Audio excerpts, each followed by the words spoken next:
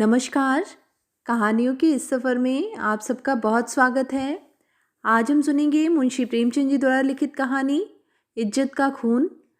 कहानी शुरू करने से पहले मेरा आप सबसे विनम्र निवेदन है, यदि मेरे द्वारा सुनाई गई कहानियाँ आप सबको पसंद आती हों तो कृपया मेरे चैनल को ज़रूर सब्सक्राइब करें और अपने मित्रों में भी शेयर करें। तो चलिए सुनते हैं। मैंने कहानियों और इतिहासों में तकदीर की उलटफेर की अजीब व गरीब दास्तानें पढ़ी हैं। शाह को भिखमंगा और भिखमंगे को शाह बनते देखा है। तकदीर एक छिपा हुआ भेद है। गलियों में टुकड़े चुनती हुई औरतें सोने के सिंहासन पर बैठ गईं और वह ऐश्वर्य के मतवाले जिनके इशारे पर तकदीर भी सिर झुकाती थी, आन की शान में चील कौओं का शिकार बन गए हैं। पर मेरे सर पर जो कुछ भी थी उसकी नज़ीर कहीं नहीं मिलती। आह, उन घटनाओं को आज याद करती हूँ तो रोंगटे खड़े हो जाते हैं और हैरत होती है कि अब तक मैं क्यों और क्यों कर जिंदा हूँ। सौंदर्य लालसाओं का स्रोत है। मेरे दिल में क्या लालसाएं न थीं, पर आह, निष्ठुर भाग्य के हाथों में मिटी। मैं क्या जानती थी कि वह आदमी जो मेरी एक एक अदा पर कुर्बान होता था, एक दिन मुझे इस तरह जलील और बर्बाद करेगा। आज 3 साल हुए जब मैंने इस घर में कदम रखा। उस वक्त यह एक हरा भरा चमन था। मैं इस चमन की बुलबुल थी। हवा में उड़ती थी, डालियों पर चहकती थी, फूलों पर सोती थी। सईद मेरा था, मैं सईद की थी। इस संगमरमर के हौज के किनारे हम मोहब्बत के पासे खेलते थे। तुम मेरी जान हो, मैं उनसे कहती थी। तुम मेरे दिलदार हो। हमारी जायदाद लंबी चौड़ी थी। जमाने की कोई फिक्र, जिंदगी का कोई गम न था। हमारे लिए जिंदगी सशरीर आनंद एक अनंत चाह और बहार का तिलिस्म थी, जिसमें मुरादें खिलती थीं और खुशियां हंसती थीं। जमाना हमारी इच्छाओं पर चलने वाला था। आसमान हमारी भलाई चाहता था और तकदीर हमारी साथी थी। एक दिन सईद ने आकर कहा, मेरी जान, मैं तुमसे एक विनती करने आया हूँ। देखना, इन मुस्कुराते हुए होठों पर इनकार का हर्फ ना आए। मैं चाहता हूँ कि अपनी सारी मिल्कियत, सारी जायदाद तुम्हारे नाम चढ़वा दूँ। मेरे लिए तुम्हारी मोहब्बत काफ़ी है। यही मेरे दिल में सबसे बड़ी नेमत है कि मैं अपनी हकीकत को मिटा देना चाहता हूँ। मैं चाहता हूँ कि तुम्हारे दरवाजे पर फ़कीर बन कर के रहूँ। तुम मेरी नूर जहाँ बन जाओ। मैं तुम्हारा सलीम बनूंगा और तुम्हारी मूंगे जैसी हथेली के प्यालों पर उम्र बसर करूंगा। मेरी आंखें भर आईं। खुशियां चोटी पर पहुंचकर आंसू की बूंद बन गई। पर अभी पूरा साल भी न गुजरा था कि मुझे सईद के मिजाज में कुछ तब्दीली नजर आने लगी। हमारे दरमियान कोई लड़ाई झगड़ा या बदमजगी न हुई थी, मगर अब वह सईद न था जिसे एक लम्हे के लिए भी मेरी जुदाई दूभर थी। वह अब रात की रात गायब रहता। उसकी आंखों में प्रेम की वह उमंग न थी, न अंदाजों में वह प्यास, न मिजाज में वह गर्मी। कुछ दिनों तक इस रूखेपन ने मुझे खूब रुलाया। मोहब्बत के मजे याद आ आकर तड़पाते थे। मैंने पढ़ा था कि प्रेम अमर होता है। क्या वह स्रोत इतनी जल्दी सूख गया? आह, नहीं, वह अब किसी दूसरे चमन को साबाद करता था।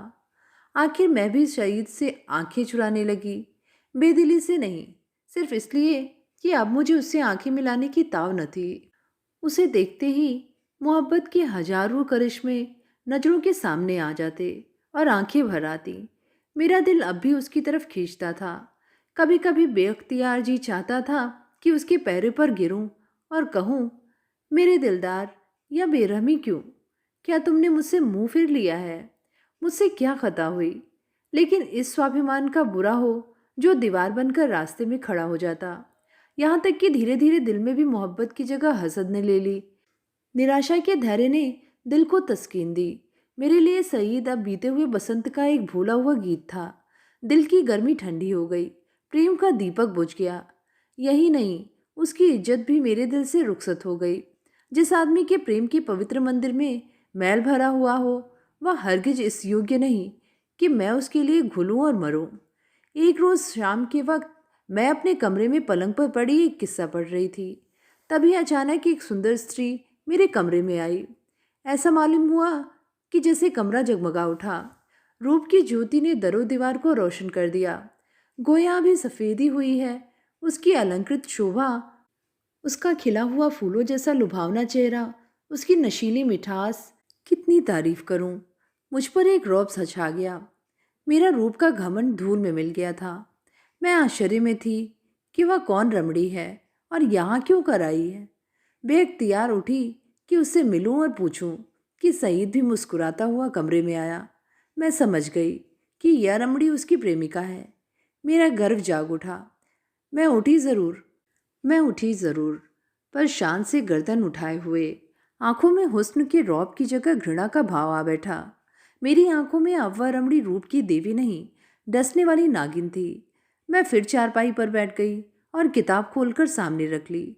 वह रमणी एक क्षण तक खड़ी मेरी तस्वीरों को देखती रही, तब कमरे से निकली।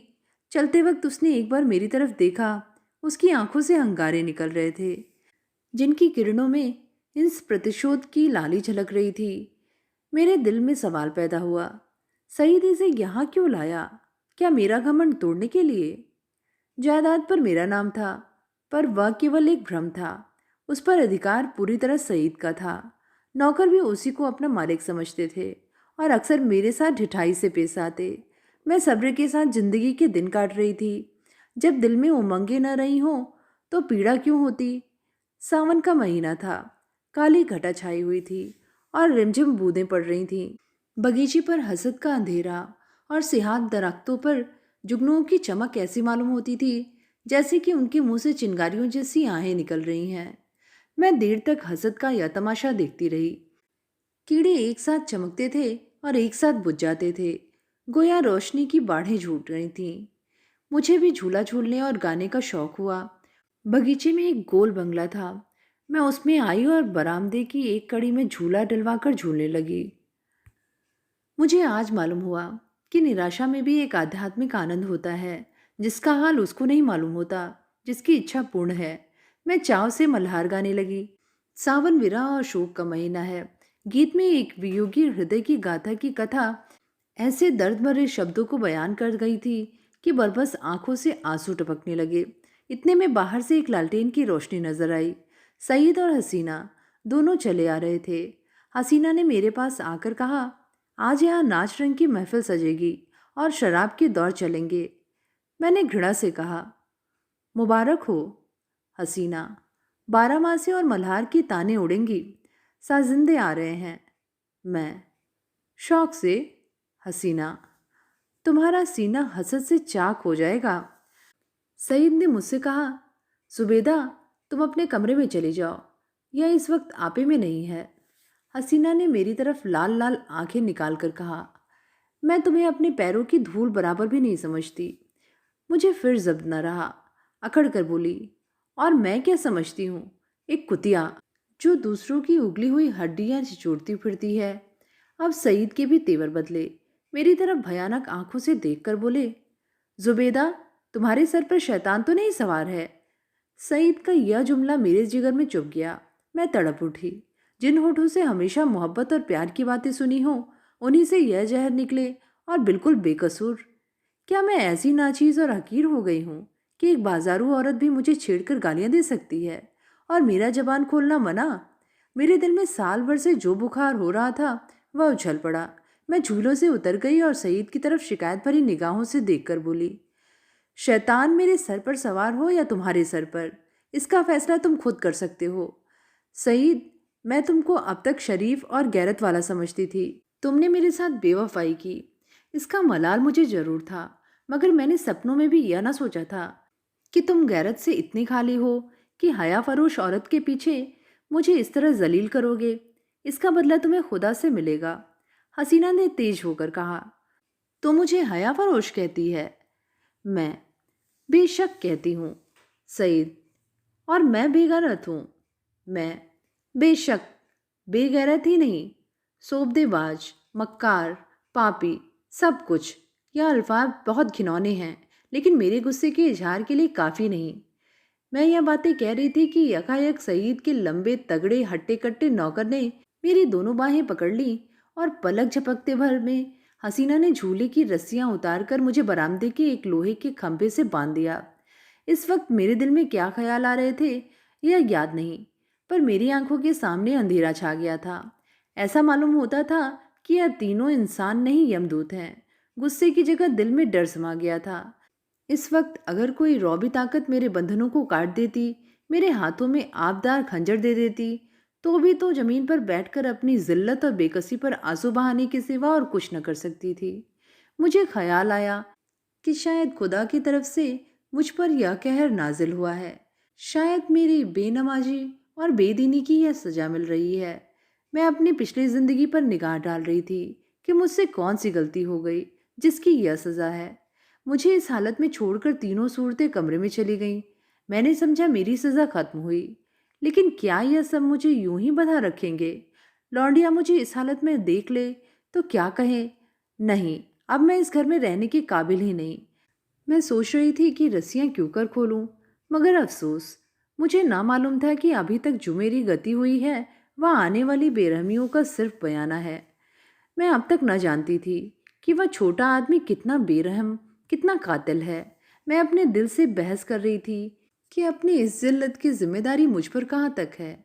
अगर मैं हसीना की उन दिल जलाने वाली बातों का जवाब न देती तो क्या यह नौबत आती? ना आती। आती, और ज़रूर आती। वहाँ काली नागिन मुझे डसने का इरादा करके चली थी। वहाँ काली नागिन मुझे डसने का इरादा करके चली थी। इसलिए उसने ऐसे दिल दुखाने वाले लहजे में ही बात शुरू की थी। मैं गुस्से में आकर उसकी लान तान करूं और उसे मुझे जलील करने का बहाना मिल जाए। पानी जोर से बरसने लगा। बौछारों से मेरा सारा शरीर तर हो गया। सामने गहरा अंधेरा था। मैं कान लगाए सुन रही थी कि अंदर क्या मिसकॉट हो रही है, मगर मैं की सनसनाहट के कारण आवाज़ें साफ न सुनाई देती थीं। इतने में लालटेन फिर से बरामदे में आई और तीनों डरावनी सूरतें फिर सामने आकर खड़ी हो गईं। अब कि उस खून परी के हाथों में एक पतली सी कमची थी। उसके तेवर देखकर मेरा खून सर्द हो गया। उसकी आंखों में एक खून पीने वाली वहशत, एक कातिल पागलपन दिखाई दे रहा था। मेरी तरफ शरारत भरी नजरों से देखकर बोली, बेगम साहिबा, मैं तुम्हारी बदजवानियों का ऐसा सबक देना चाहती हूँ जो तुम्हें सारी उम्र याद रहे। और मेरे गुरु ने बताया है कि कमची से ज़्यादा देर तक ठहरने वाला और कोई सबक नहीं होता। क्या कहकर उस जालिम ने मेरी पीठ पर एक कमची जोर से मारी। मैं तिलमिला गई। मुझे मालूम हुआ कि किसी ने पीठ पर आग की चिंगारी रख दी। मुझसे जब्त न हो सका। माँ बाप ने कभी फूल की छड़ी से भी न मारा था। जोर से चीखें मार मार कर रोने लगी। स्वाभिमान, लज्जा सब लुप्त हो गया। कमची की डरावनी और रोशन असलियत के सामने और भावनाएं गायब हो गईं। उन हिंदू देवियों के दिल शायद लोहे के होंगे जो अपनी आन पर आग में कूद पड़ती थीं। मेरे दिल पर तो इस वक्त यही ख्याल छाया हुआ था कि इस मुसीबत से क्यों कर छुटकारा हो। सईद तस्वीर की तरह खामोश खड़ा था। मैं उसकी तरफ फरियाद की आंखों से देखकर बड़े विनती के स्वर में बोली, सईद, खुदा के लिए मुझे इस जालिम से बचाओ। मैं तुम्हारे पैरों पर गिरती हूँ। तुम मुझे जहर दे दो, खंजर से गर्दन काट दो, लेकिन यह मुसीबत सहने की मुझ में ताब नहीं है। उन दिलजोइयों को याद करो, मेरी मोहब्बत को याद करो। उसी के सदके इस वक्त मुझे इस अजाब से बचाओ। खुदा तुम्हें इसका इनाम देगा। सईद इन बातों से कुछ पिघला। हसीना की तरफ डरी हुई आंखों से देखकर बोला, जरीना, मेरे कहने से अब जाने दो। मेरी खातिर इन पर रहम करो। जरीना तेवर बदल कर बोली, तुम्हारी खातिर सब कुछ कर सकती हूँ, गालियाँ नहीं बर्दाश्त कर सकती। सईद, क्या अभी तुम्हारे ख्याल में गालियों की काफ़ी सज़ा नहीं हुई? जरीना, तब तो आपने मेरी इज्जत की खूब कद्र की।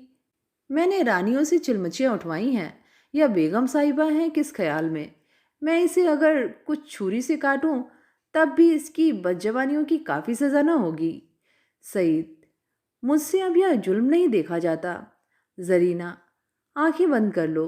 सईद, जरीना, गुस्सा ना दिलाओ। मैं कहता हूँ अब इन्हें माफ़ करो। जरीना ने सईद को ऐसी हिकारत भरी आंखों से देखा गोया वह उसका गुलाम हो। खुदा जाने उस पर इसने क्या मंत्र मार दिया था कि उसमें खानदानी गैरत और बड़ाई और इंसानियत का जरा भी एहसास बाकी न रहा था। वह शायद उसे गुस्से जैसे मर्दाना जज्बे के काबिल भी न समझती थी। हुलिया पहचानने वाले कितनी गलती करते हैं, क्योंकि दिखाई कुछ पड़ता है, अंदर कुछ होता है। बाहर के ऐसे सुंदर रूप के पर्दे में इतनी बेरहमी, इतनी निष्ठुरता। कोई शक नहीं, रूप हुलिया पहचानने की विद्या का दुश्मन है। बोली, अच्छा, तो अब आपको मुझ पर गुस्सा आने लगा? क्यों ना हो, आखिर निकाह तो आपने बेगम से ही किया है। मैं तो हया फरोश कुतिया ही ठहरी। सईद, तुम ताने देती हो और मुझसे यह खून नहीं देखा जाता। जरीना, तो यह कमची हाथ में लो और इसे गिनकर 100 लगाओ, गुस्सा उतर जाएगा। इसका यही इलाज है। सईद, फिर वही मजाक। जरीना, नहीं, मैं मजाक नहीं करती। सईद ने कमची लेने को हाथ बढ़ाया, मगर मालूम नहीं जरीना को क्या सुबह पैदा हुआ। उसने समझा शायद वह कमची को तोड़कर फेंक देंगे। कमची हटा ली और बोली, अच्छा, मुझसे यह दगा? तो लो, अब मैं ही हाथों की सफाई दिखाती हूँ। यह कहकर उसे बेदर्द ने मुझे बेतहासा कमचियाँ मारना शुरू किया। मैं दर्द से ऐंठ ऐंठ कर चीख पड़ी थी। उसके पैरों पड़ती थी, मिन्नतें करती थी, अपने किए पर शर्मिंदा थी, दुआएं देती थी, पीर और पैगंबर का वास्ता देती थी। पर उस कातिल को जरा भी रहम ना आता था। सईद काठ के पुतले की तरह दर्दो सितम का यह नज़ारा आंखों से देख रहा था और उसको जोश ना आता था। शायद मेरा बड़े से बड़ा दुश्मन भी मेरे रोने धोने पर तरस खाता। मेरी पीठ छिलकर लहूलुहान हो गई। जख्म पड़ते थे, हर एक चोट आग के शोले की तरह बदन पर लगती थी। मालूम नहीं उसने मुझे कितने दर्द लगाए। यहाँ तक कि कमची को मुझ पर रहम ना आ गया। यहाँ तक कि कमची को भी मुझ पर रहम आ गया। वह फटकर टूट गई। लकड़ी का कलेजा फट गया, मगर इंसान का दिल न पिघला। मुझे इस तरह जलील और तबाह करके तीनों खबीस रूहें वहां से रुखसत हो गईं। सईद के नौकर ने चलते वक्त मेरी रस्सियां खोल दी। मैं कहाँ जाती, उस घर में क्यों कर कदम रखती? मेरा सारा जिस्म नासूर हो रहा था, लेकिन दिल के फफोले उससे कहीं ज्यादा जानलेवा थे। सारा दिल फफोलों से भर उठा था। अच्छी भावनाओं के लिए भी जगह बाकी ना रही थी। उस वक्त मैं किसी अंधे को कुएं में गिरे देखती तो मुझे हंसी आती। किसी यतीम का दर्दनाक रोना सुनती तो उसको मुंह चिढ़ाती। दिल की हालत में एक जबरदस्त इनकलाब हो गया था। मुझे गुस्सा न था, गम न था, मौत की आरजू न थी, यहाँ तक कि बदला लेने की भावना भी न थी। उस तन्हाई ने जिल्लत का बदला लेने की इच्छा को भी खत्म कर दिया था। हालांकि मैं चाहती तो कानूनन सईद को सिकंजे में ला सकती थी, उसे दाने दाने के लिए तरसा सकती थी। लेकिन यह बेइज्जती, यह बेआबरूई, यह पामाली बदले के ख्याल के दायरे से बाहर थी। बस सिर्फ एक ही चेतना बाकी थी, और वह अपमान की चेतना थी। मैं हमेशा के लिए जलील हो गई। क्या यह दाग किसी तरह मिट सकता था? हरगिज नहीं। हाँ, वह छिपाया जा सकता था, और उसकी एक ही सूरत थी कि जिल्लत के काले गड्ढे में गिर पड़ूं, ताकि सारे कपड़ों की सियाही इस सियाह दाग को छिपा दे। क्या इस घर से एक बियावान अच्छा नहीं, जिसके पेंदे में एक बड़ा छेद हो गया हो? इस हालत में यही दलील मुझ पर छा गई। मैंने अपनी तबाही को और भी मुकम्मल, अपनी जिल्लत को और भी गहरा, अपने काले चेहरे को और भी काला करने का पक्का इरादा कर लिया। रात भर मैं वहीं पड़ी रही, कभी दर्द से कराहती, कभी इन्हीं ख्यालों में उलझती रहती। यह घातक इरादा हर क्षण मजबूत से और मजबूत होता जाता था। घर में किसी ने मेरी खबर न ली। पाँव फटते ही बागीचे से बाहर निकल आई। मालूम नहीं मेरी लाज शर्म कहाँ गायब हो गई थी। जो शख्स समुंदर में गोते खा चुका हो, उसे ताले तलैये का क्या डर? मैं जो दरो दीवार से शर्माती थी, इस वक्त शहर की गलियों में बेधड़क चली जा रही थी। चोर कहाँ? वहीं जहाँ जिल्लत की कद्र है, जहाँ किसी पर कोई हंसने वाला नहीं, जहाँ बदनामी का बाजार सजा हुआ है, जहाँ हया बिकती है और शर्म लुटती है। इसके तीसरे दिन रूप की मंडी के एक हिस्से में एक ऊंचे कोठे पर बैठी हुई मैं उस मंडी की सैर कर रही थी। शाम का वक्त था। नीचे सड़क पर आदमियों की ऐसी भीड़ थी कि कंधे से कंधा छिलता था। आज सावन का मेला था। लोग साफ सुथरे कपड़े पहने कतार की कतार दरिया की तरफ जा रहे थे। हमारे बाजार की बेशकीमती जिन्स भी आज नदी के किनारे सजी हुई थी। कहीं हसीनों के झूले थे, कहीं सावन की मीत। लेकिन मुझे इस बाजार की सैर दरिया के किनारे से ज्यादा पुरलुफ्त मालूम होती थी। ऐसा मालूम होता था कि शहर की और सब सड़कें बंद हो गई हैं, सिर्फ यही तंगली खुली हुई है, और सबकी निगाहें खोटों की तरफ थी। गोया वह जमीन पर नहीं चल रहे हैं। हवा में उड़ना चाहते हैं। हाँ, पढ़े लिखे लोगों को मैंने इतना बेधड़क नहीं पाया। वह भी घूरते थे, मगर कनखियों से। अधेड़ उम्र के लोग सबसे ज़्यादा बेधड़क मालूम होते थे। शायद उनकी मंशा जवानी के जोश को जाहिर करना था। बाजार क्या था? एक लंबा चौड़ा थिएटर था। लोग हंसी दिल्लगी करते थे, लुत्फ उठाने के लिए नहीं, हसीनों को सुनाने के लिए।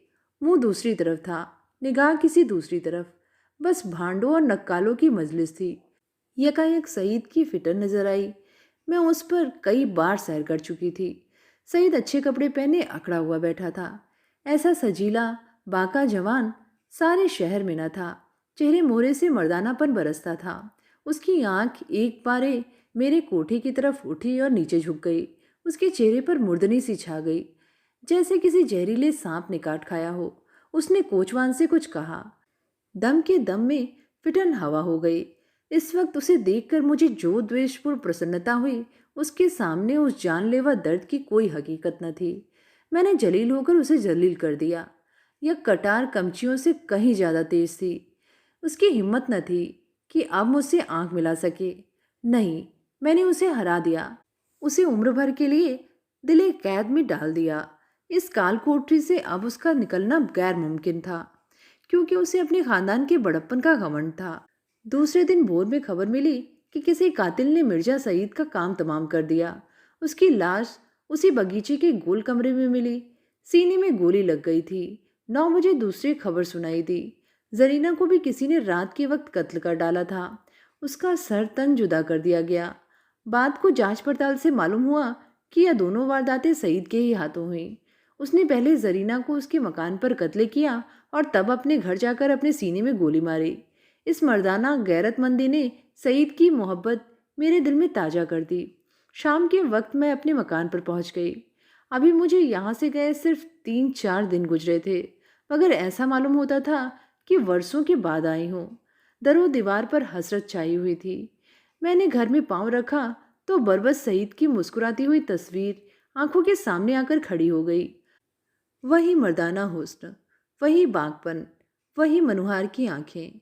बेअख्तियार मेरी आंखें भर आईं और दिल से एक ठंडी आह निकल गई। गम इसका न था कि सईद ने क्यों जान दे दी। नहीं, उसकी मुजरिमाना बेहसी और रूप के पीछे भागना, इन दोनों बातों को मैं मरते दम तक ना माफ कर सकूंगी। गम यह था कि यह पागलपन उसके सर में क्यों समाया। इस वक्त दिल की जो कैफियत है, उससे मैं समझती हूँ कि कुछ दिनों में सईद की बेवफाई और बेरहमी का घाव भर जाएगा। अपनी जिल्लत की याद भी शायद मिट जाए, मगर उसकी चंद रोज़ाना मोहब्बत का नक्श बाकी रहेगा। और अब यही मेरी ज़िंदगी का सहारा है। तो ये थी कहानी इज्जत का खून। कहानी आप सबको कैसी लगी नीचे कमेंट में लिख के ज़रूर बताइएगा। आगे भी ऐसी कहानियाँ सुनते रहने के लिए चैनल को ज़रूर सब्सक्राइब करें।